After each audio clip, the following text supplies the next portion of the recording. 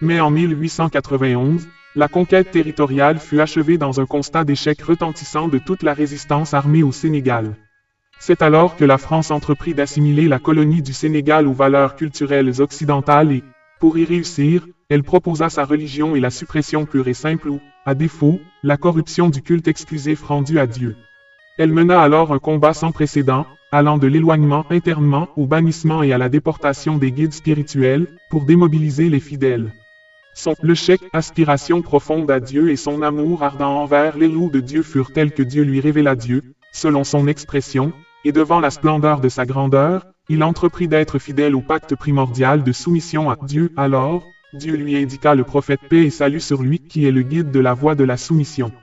Lorsqu'en 1301 Hijri, 1883, l'Elou lui parvint, il conclut avec lui le pacte d'allégeance, pour la face de Dieu, et ce dernier lui ordonna d'engager ses disciples dans cette voie.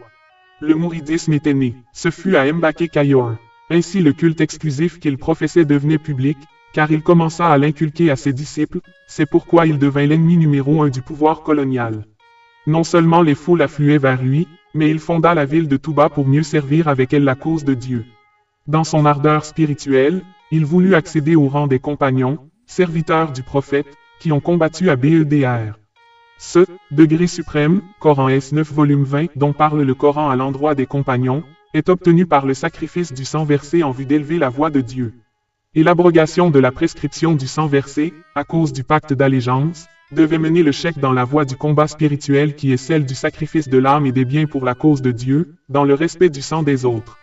En 1312 Hijri, 1895, dans sa retraite spirituelle à Istikaf, le prophète lui signifia que le sang versé était abrogé et le prix qui fait accéder à ce rang est une somme d'épreuves trop lourde à la charge exclusive du postulant.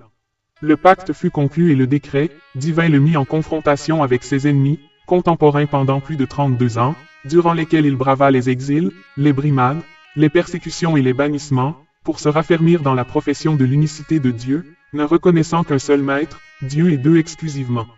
Il en sortit auréolé de succès, et de ce combat, il impétra le rang de serviteur privilégié du prophète. Autant le pouvoir infidèle voulut, à travers l'exil au Gabon, en Mauritanie, les persécutions, les résidences surveillées à Thiéyenne et à Diourbel, corrompre la foi musulmane, autant le cheikh, dans son mystère inviolable et son indépendance dans le culte rendu à Dieu, a réhabilité l'islam dans sa forme la plus authentique. Partout dans le pays, le cheikh a revigoré la foi musulmane, redonné aux populations, sans la contrepartie de leur sang, de leur dignité et de leur personnalité. Il a de surcroît introduit le plus naturellement dans les mœurs, la soumission exclusive à Dieu et non à une quelconque autre autorité.